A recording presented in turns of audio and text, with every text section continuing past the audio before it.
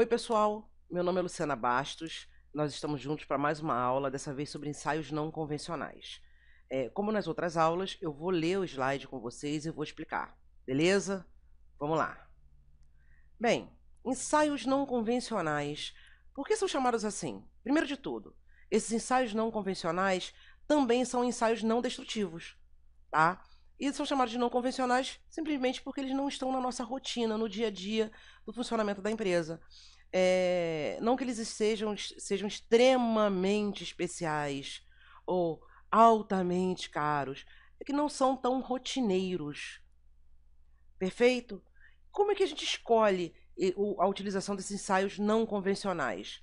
Bem, sempre como base, como nós falamos nas outras aulas, a gente tem a norma, né, de construção e manutenção do equipamento, a viabilidade desse equipamento, os requisitos mínimos técnicos para que eu escolha um ensaio, o custo dele, a viabilidade, enfim, nós usamos N fatores para a escolha de um ensaio não destrutivo, para que o ensaio não destrutivo seja usado no equipamento.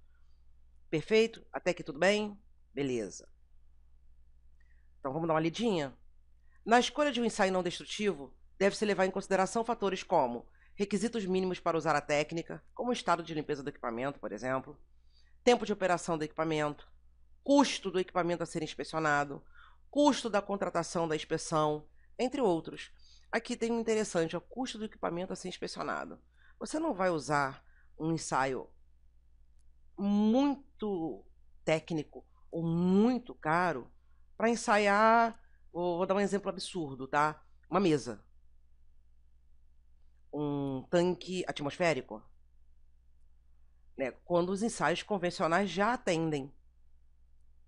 A gente vai usar um ensaio não convencional quando esse equipamento ele tem uma certa importância e custo técnico. Tubulações, por exemplo, que têm que ser inspecionadas com certa regularidade, porque o produto não pode vazar, enfim, plataformas, né? Enfim, uma série de outros exemplos que a gente pode dar. Se a gente for dando exemplo, a gente não termina a aula. Para que vocês entendam alguns dos ensaios não convencionais, a gente vai falar de correntes parasitas. Da onde ela vem, por que se utiliza. Alguns ensaios a gente usa magnetismo, por incrível que pareça. Magnetismo não é uma coisa tão incomum para vocês. Tanto é que a gente fala de partículas magnéticas, por exemplo. Então, vai ser fácil você entender, e é claro, eu vou deixar claro, e é claro, vocês têm que lembrar uma coisa muito importante.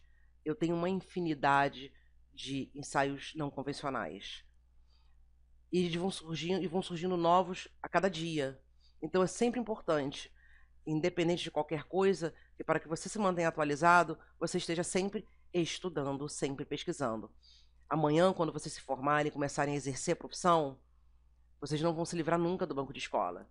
Vão estar sempre aprendendo novas técnicas. Ah, professora, eu vou usar essa técnica? Bom, você é um inspetor de equipamentos. Você é o clínico geral. Então, você não vai fazer o ensaio, mas você deve entender para poder acompanhar ou recomendar, enfim. Você vai ter que estar lá, sendo responsável por aquele equipamento. Então, você tem que entender sobre esses ensaios, sejam eles os não convencionais, o que você já conhece, tipo líquido penetrante, partícula magnética, ultrassom, raio-x, estanquiedade, como os não convencionais, né, que são as correntes parasitas, o ACFM, enfim. Você tem que estar sempre atualizado, sempre pesquisando. Amanhã, quando você se formar e tiver 5 anos de profissão, vão surgir novos ensaios. E talvez os ensaios que nós hoje chamamos de não convencionais se tornem rotineiros. Perfeito, pessoal? Então vamos lá. Quando um disco de cobre é colocado entre os polos de um magneto, há a necessidade de aplicar-se mais força para fazê-lo girar do que quando não há magneto, quando não há magnetismo. Isso ocorre devido ao surgimento de correntes parasitas no interior do metal produzidas pela variação do fluxo. Correntes estas que também ficaram conhecidas como correntes de Foucault.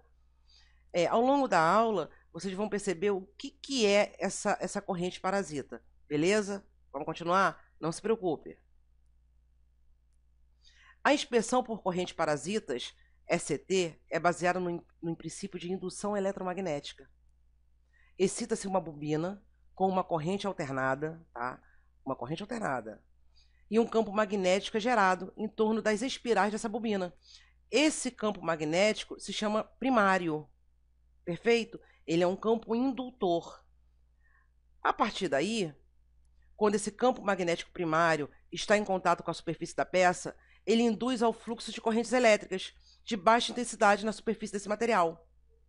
Essas correntes elétricas induzidas são denominadas de correntes parasitas e geram um segundo campo magnético de menor intensidade e oposto ao campo magnético. Tem uma imagem ao longo da aula que vocês vão perceber isso perfeitamente. Então, eu passo a ter esse campo magnético primário, que é um indutor, e o campo magnético secundário, que é um induzido. Até aí, tranquilo. Você percebe isso a olho nu? Não, gente. Corrente elétrica, tá? Campo magnético, a gente não vê. Eu costumo dizer que quando a gente mexe com corrente elétrica, com eletricidade, é uma questão de fé. A gente só percebe quando a gente toma um choque. Vamos lá. Enquanto a superfície do material estiver homogênea, ou seja, sem descontinuidade nenhuma, os campos magnéticos vão estar em equilíbrio. Vão estar lá, funcionando perfeitamente. A partir do momento que ele encontra uma variação, eu perco esse equilíbrio. Essa descontinuidade, ou um defeito, a gente não sabe ainda, provoca uma distorção no fluxo. Aí, as correntes parasitas, elas têm um desequilíbrio. Elas tendo um desequilíbrio, elas desequilibram também o campo magnético. E eu consigo perceber que ali eu tenho uma variação, ali eu tenho uma descontinuidade ou um defeito. Vamos ler aqui? Enquanto a superfície do material estiver homogênea e ausente de imperfeições, os campos magnéticos estarão em equilíbrio, representando um campo magnético resultante, com condição balanceada ou nula. A presença de uma descontinuidade ou defeito no material provocará uma distorção no fluxo das correntes parasitas na superfície, desequilibrando o campo magnético secundário em relação ao primário. Gente, eu sempre escrevo no slide mais ou menos o que eu falo, para que vocês tenham essa relação, a minha voz mais o que vocês estão lendo. Assim fica fácil. A gente combina tanto a leitura quanto a explicação. Sendo assim, gente, a presença de qualquer descontinuidade ela fica percebida. Como eu falei no slide anterior. Então vamos ler aqui? Sendo assim, a presença de trincas e descontinuidades é percebida por meio das mudanças refletidas nas propriedades elétricas da bobina, definidas como impedância da bobina. O instrumento de correntes parasitas captura essas mudanças na impedância da bobina e efetua medidas em termos de amplitude e fase do sinal. As variações no ângulo de fase e amplitude do sinal estão diretamente relacionadas às características do defeito. Tem uma coisa aqui que é bom lembrar. Professora, a senhora falou que a gente não vê a corrente nem o campo magnético. Como é que eu vou ler isso? Tem uma telinha, né, pessoal? Tem uma telinha lá que você faz um gráfico e você consegue interpretar isso. Né? Você consegue perceber. Eu não sou inspetor de correntes parasitas, professora. Não, mas de tanto acompanhar, você vai perceber uma ou outra coisa. A gente aprende ao longo do tempo. Existe uma coisa chamada estudar, se preparar, se qualificar, e a outra adquirir experiência. A partir do momento que a gente acompanha vários ensaios, a gente aprende as variações de cada um deles. Perfeito, pessoal? Vamos lá. Aqui é a imagem que eu falei. Tá aqui, olha, gente. Eu tenho as minhas duas bobinas funcionando aqui, ó. Uma na cor vermelha e outra na cor azul. Uma é absoluta, outra é diferencial. Beleza. Esse equipamento aqui, ó, ele vai percorrer toda essa tubulação. Por quê? Para que eu possa perceber as variações de espessura, surgimento de trincas, né, ao longo da espessura da parede dessa tubulação. Tá aqui meu campo magnético. Representativo, é claro. Olha as correntes parasitas sendo formadas. Você vê que ela não segue o mesmo sentido do campo magnético.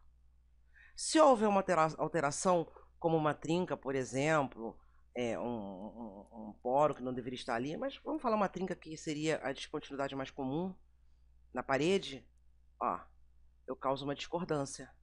Você vê que as minhas correntes parasitas, elas sofrem uma discordância, uma alteração na forma delas. Isso reflete no campo magnético, que depois vai aparecer lá na tela para mim.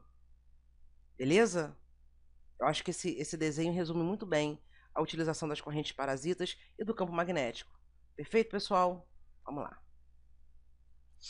O ensaio propriamente dito. Vamos dar uma lidinha aqui? Eu escrevi esse texto, eu peguei essa definição, eu acho ela bem legal.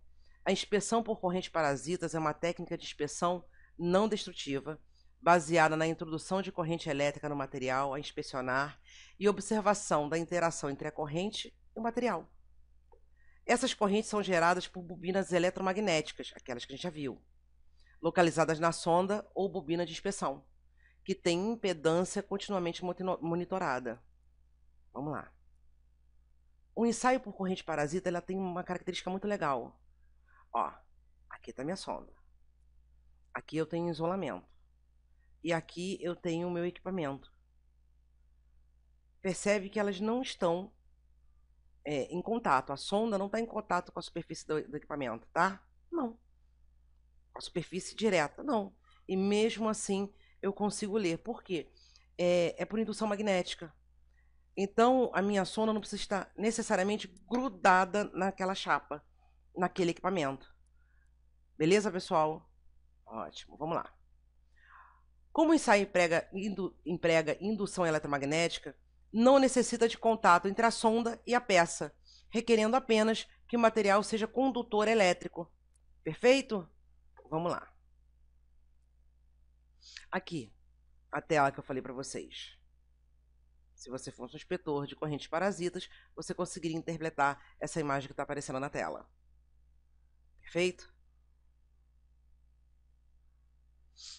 Em materiais delgados, ou seja, finos, a inspeção por correntes parasitas possui múltiplas aplicações.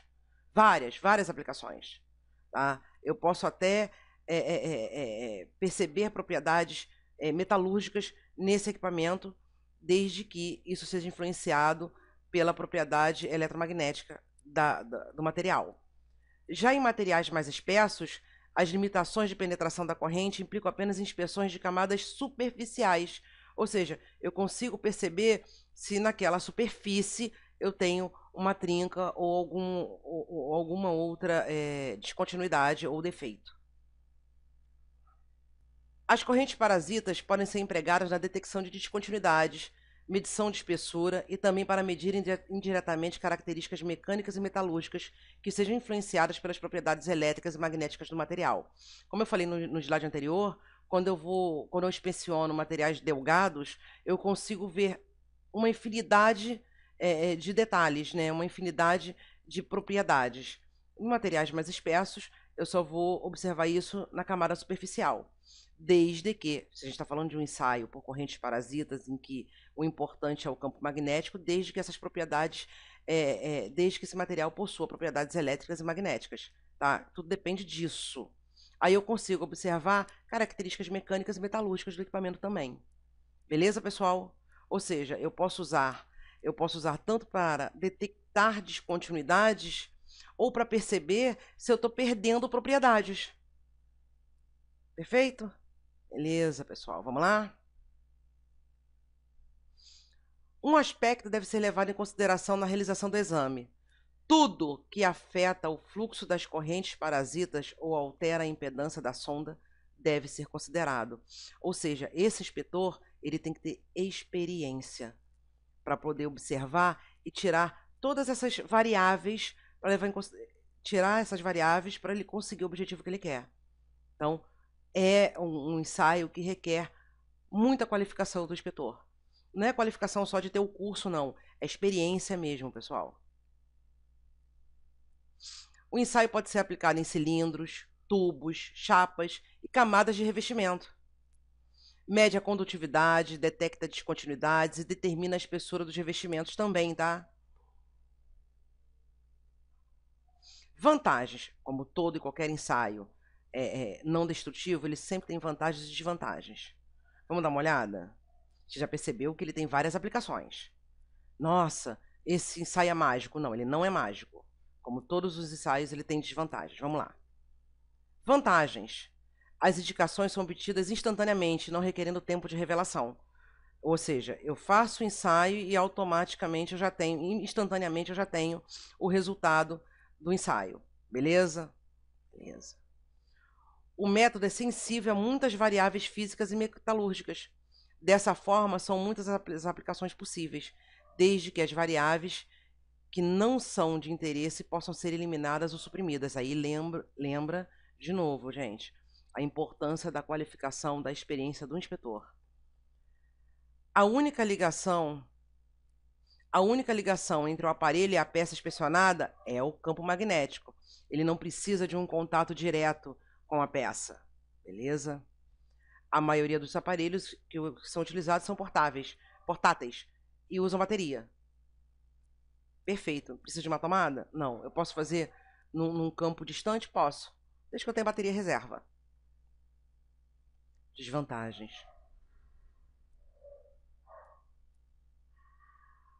O sucesso do procedimento de inspeção é diretamente dependente da habilidade do inspetor em suprimir os efeitos das variáveis que não são de interesse.